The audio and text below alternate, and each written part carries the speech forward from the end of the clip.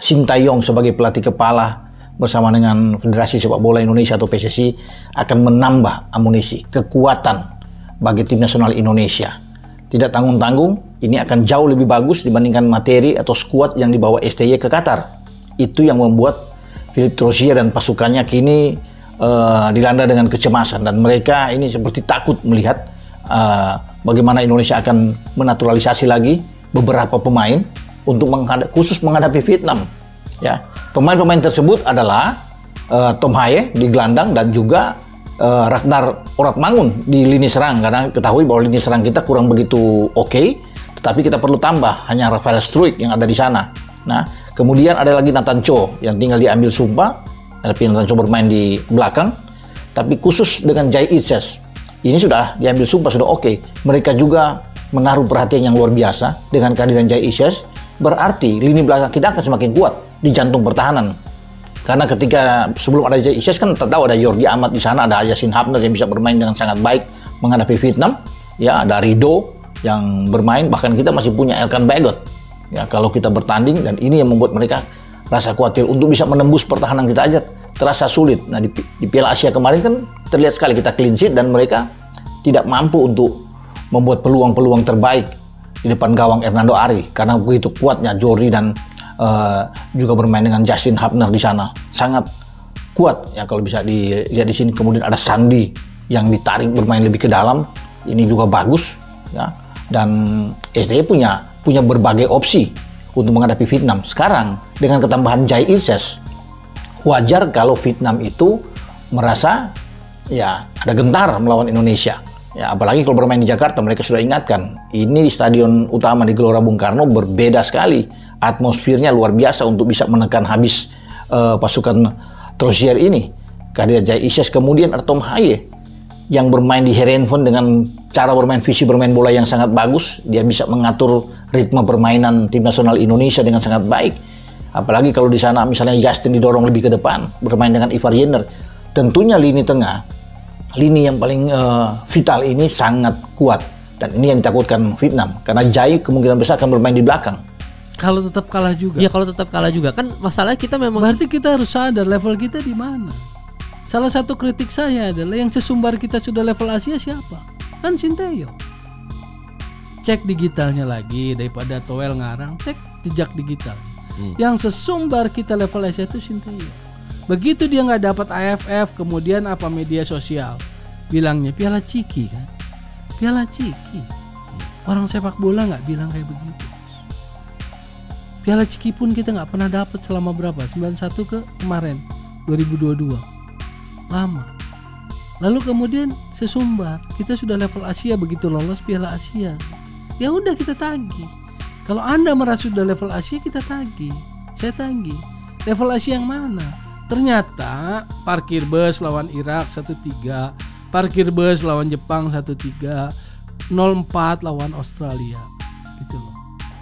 Bung Toel dia mengkritiki, katanya permainan Indonesia ini belum ada perubahan walaupun ada pemain tambahan dari naturalisasi dan keturunan, mainnya masih bertahan aja.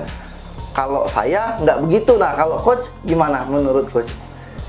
Kalau saya jujur dari kepelatihan kami sih jarang mengikuti, jarang mengikuti atau apalagi membuka, apalagi kalau saya udah dengan hal-hal seperti itu sebenarnya menurut saya nggak begitu penting buat saya karena kita lebih fokus untuk memperbaiki tim nasional. Tapi untuk mencikapi itu kan situasinya semua orang tidak akan suka dengan kita, Mas. Iya, betul. Pasti ada pro dan kontra. Dan kami bisa memahami situasi, pasti ada orang yang suka dengan Coach Shin, ada orang yang tidak suka dengan Coach Shin. Iya. Mau nggak mau kita harus menerima itu kan. Di mana kita hidup pasti ada orang suka nggak suka. Tapi saya nggak bisa habis pikirnya adalah dengan situasi, dengan cara main tim nasional saat ini, masih ada yang bilang kalau timnas kita jelek. Iya. Karena di Instagram kebetulan saya naikin kemarin, cara bermain kita tim nasional sekarang. Ada kita lawan Australia, kita lawan Irak, kita lawan Vietnam. Menurut saya level kita udah berbeda. Level kita udah, saya pikir udah mulai harusnya kita menatapnya Asia, bukan AFF lagi. Apapun hasil yang terjadi lawan Jepang, nggak peduli, gue mau Sintayong kontraknya diperpanjang. Oke, kenapa? Karena gue lihat dan gue bilang juga loh, ini kayaknya di bawah si Korea si Park itu mainnya enak, fluid, kayak tiki taka gaya Vietnam lah, kasar begitu. Iya. Di bawah terusnya kok main kayak begini, nggak jelek, cuman lebih standar mainnya. Nggak perlu kita takuti. Nah, ini yang gue takutin kalau seandainya Sintayong sudah membuat sebuah pondasi, diganti pelatih, mau pelatih itu siapa? Kalau bilang, ya nama besar. Nah, Mourinho kurang nama besar apa? 5 kali dipecat itu. Ngerti nggak? Jadi nggak ngaruh juga nama besar atau apa. Kecocokan. Sekarang kan kita udah cocok.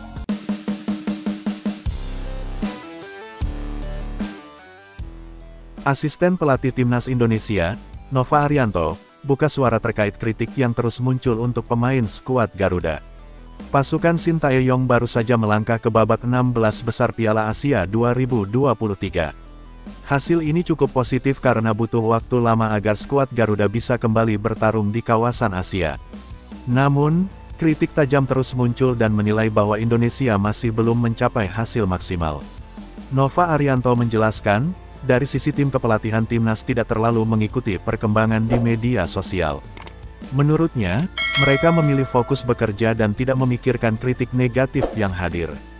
Kalau saya jujur dari sisi tim kepelatihan, Timnas jarang mengikuti. Apalagi saya dengan hal-hal seperti itu sebenarnya tidak begitu penting. Karena kita lebih fokus memperbaiki Timnas, kata Nova Arianto dilansir bolasport.com dari kanal YouTube Si Paling Timnas. Mantan pemain Timnas Indonesia ini mengakui bahwa tidak semua pihak bisa menerima hasil kerja keras Sintayong. Pro dan kontra terus hadir selama pelatih asal Korea Selatan tersebut memimpin Timnas. Bahkan, membawa 3 tim lolos ke Piala Asia tidak menjamin bahwa hal tersebut bisa diterima dengan baik. Namun, dari sisi internal tim pelatih semua bisa memahami masalah ini. Tapi untuk menyikapi itu tidak semua orang bisa suka dengan kita. Pasti ada pro dan kontra dan kami bisa memahami pasti ada orang yang suka dengan Coach Sintayong dan ada yang tidak suka, ujarnya. Nova menegaskan cara bermain Timnas saat ini sudah jauh berkembang. Bahkan, dia menilai skuad Garuda harusnya bisa terus bersaing di kawasan Asia. Mereka harus melangkah jauh dan tidak terlalu fokus pada Piala AFF. Dia yakin mereka bisa mencapai hasil positif untuk turnamen-turnamen selanjutnya dibuktikan dengan penampilan positif di Piala Asia 2023 lalu. Kita harus menerima itu, di mana kita hidup pasti ada orang suka dan tidak suka. Tapi yang tidak habis pikir adalah dengan cara bermain Timnas saat ini masih ada orang yang bilang Timnas kita jelek. Menurut saya level kita sudah berbeda, level kita sudah harusnya menatap Asia, Piala Asia, bukan Piala AFF, ujarnya. Berita selanjutnya, 4 pemain masuk, daftar tunggu, naturalisasi Sintayong untuk Timnas Indonesia, siapa saja? PSSI makin gencar melakukan naturalisasi pemain untuk memperkuat Timnas Indonesia. Saat ini, ada 4 pemain yang sedang dalam proses untuk menjadi warga negara Indonesia, WNI. Tren naturalisasi pemain sejatinya sudah lama terjadi. Gelombang pertama terjadi pada 2010-an, dengan Christian Gonzalez sebagai kisah suksesnya. Gonzalez tampil sangat bagus untuk Indonesia. Belakangan, pemain yang dinaturalisasi berasal dari liga-liga Eropa, bukan pemain yang merumput di liga domestik Indonesia. Selain itu, pemain yang dinaturalisasi juga harus punya darah Indonesia.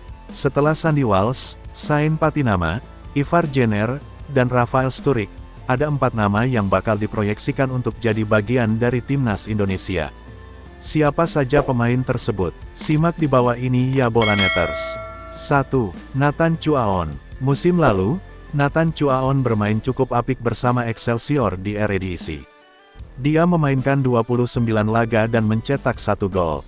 Lalu, dia membuat keputusan berani pada awal musim 2023/2024 dengan pindah ke Swansea City.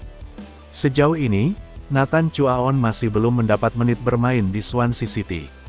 Nah, jika bergabung dengan Timnas Indonesia, Nathan Chuaon bakal bersaing dengan Pratama Arhan dan Sain Patinama di posisi bek kiri.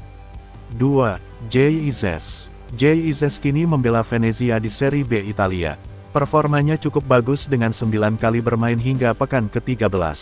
Saat ini, Venezia berada di posisi kedua klasemen Serie B. JIZ terikat kontrak dengan Venezia hingga Juni tahun 2027. Jika karirnya terus berkembang ke arah yang positif, bukan tak mungkin dia akan bermain di klub kasta tertinggi Liga Top Eropa. 3. Ragnar Oratmangun. Oratmangun membela Fortuna Sittard dengan status pinjaman dari Groningen. Dia dipinjaman hingga akhir musim 2023/2024 dengan opsi pembelian secara permanen. Sejauh ini, Oratmangun masih kesulitan dapat menit bermain di Fortuna Sittard.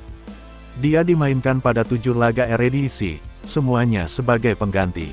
Belum ada gol dan assist yang dibuat. 4. Ilyas Alhaf.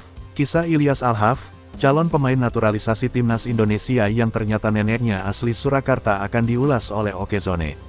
Nama Ilyas Alhaf tengah menjadi perbincangan hangat di kalangan pencinta sepak bola Indonesia.